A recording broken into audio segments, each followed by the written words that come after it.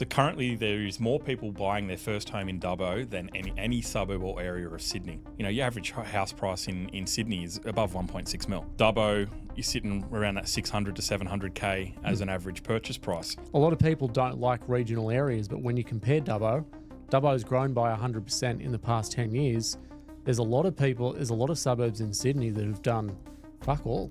Dubbo is a really safe investment in that it's liquid. You can still sell within a month if you need to. 35 days. A lot of people are moving out of metro cities into regional areas. Yeah.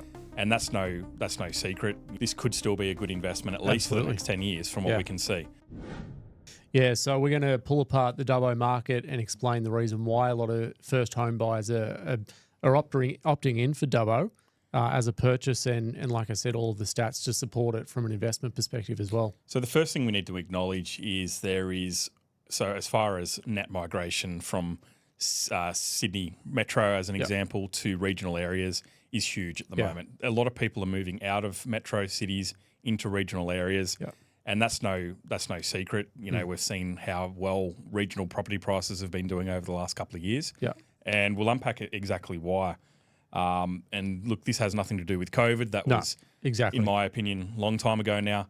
It now all sits around affordability, which we're going to look at here. And it always has. Like, when you look at the fundamentals of property, you've got supply and demand, and supply is obviously the population. When you've got a net loss in Sydney of 41,000 people, that might not be too big when you're talking about a population of 6 million or whatever it is, depending on the areas that you look at, but it's still having a net loss. And they're increasing supply of apartments, but also affordability is there as well.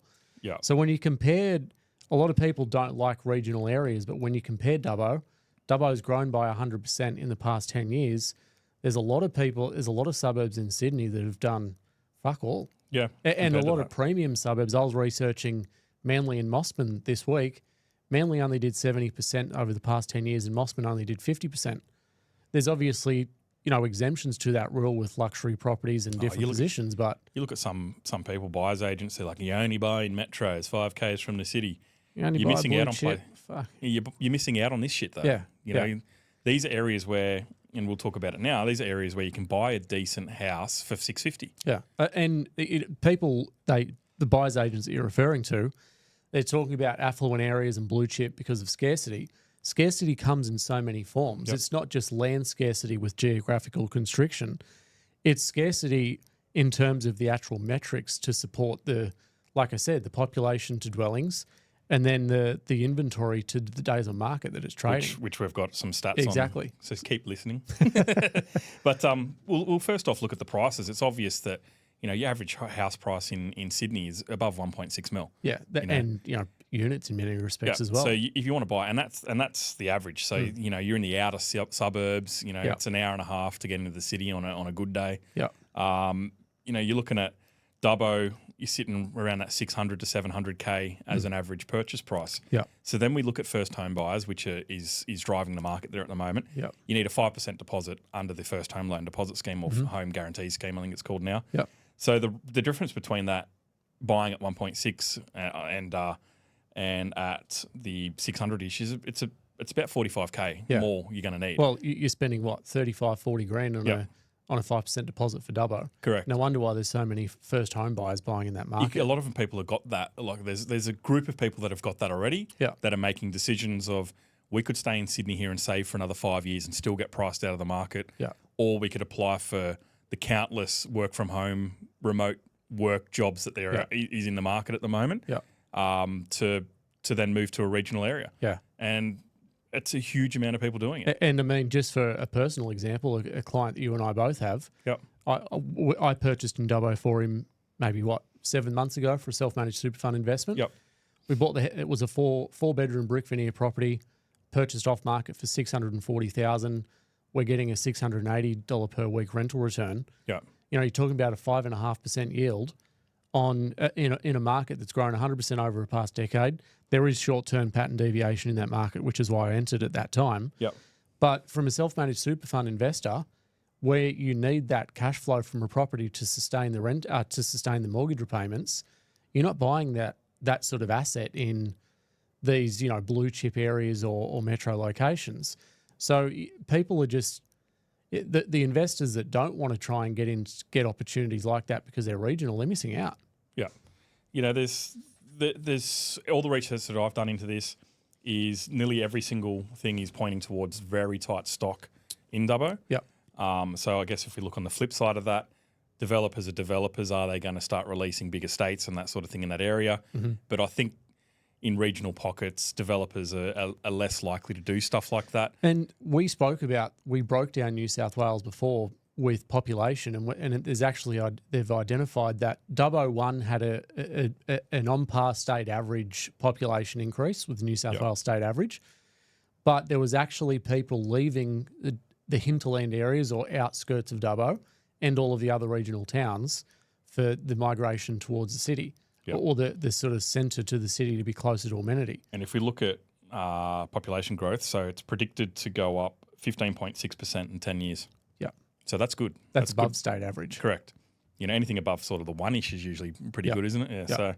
So, 15.6 in 10 years. So it's not, the way I see it is it's not a end of the line. This could still be a good investment, at least for the next 10 years from what we can see. Yeah. So in my opinion, if you are a first home buyer or an investor that's wanting to get into the market on a base level, doesn't want to go and spend $1.6 or $1.5 million to get into a market, there is options here to look at regional markets. Doesn't just have to be Dubbo. It can be absolutely anywhere. But do your research. Obviously, you want to move to somewhere where you're going to have that population growth and supply issues in this case. Yeah.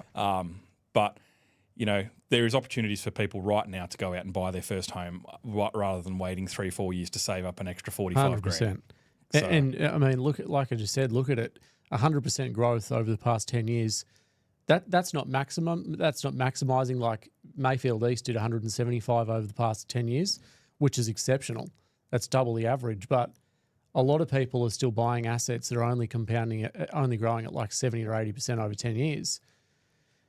Dubbo is a really safe investment in that it's liquid. You can still sell within a month if you need to. 35 days. Yeah, 35 days. I think it's even less that stock's staying on the market for now. Vacancy rates are at 0.96%, and that's for a high-level vacancy rate of the whole market. Yeah. Most people want 4-bedroom houses in Dubbo. So if you're putting an asset to the market that most people want, you're getting even less vacancy rate than 1%, which is an ultra-tight market. Your property's never vacant. And in terms of the actual metrics to support it, like we just said, 1% vacancy rates, only 0.8% inventory, so there's less than one month worth of supply in that property. So coming back to supply and demand, when a standard regional market is trading within a month, shows that it's pretty competitive, especially when you're getting 100% growth over 10 years. Next level. And like anything, you can't just bundle Dubbo up and go, I'm going to buy in Dubbo. There's going to be good streets, bad Absolutely. suburbs, terrible suburbs. Because I do think the public housing sits around 7%. Yeah. But it's all centralised in one pocket. Yeah, there's a couple of suburbs that are very... Yeah.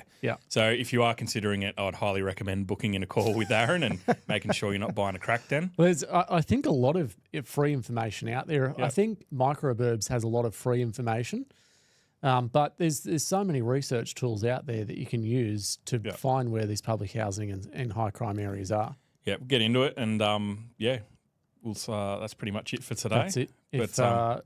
If anyone liked the episode, hit the subscribe button. But we'll keep pulling apart markets like this as well. Thanks for joining us. See you in the next one.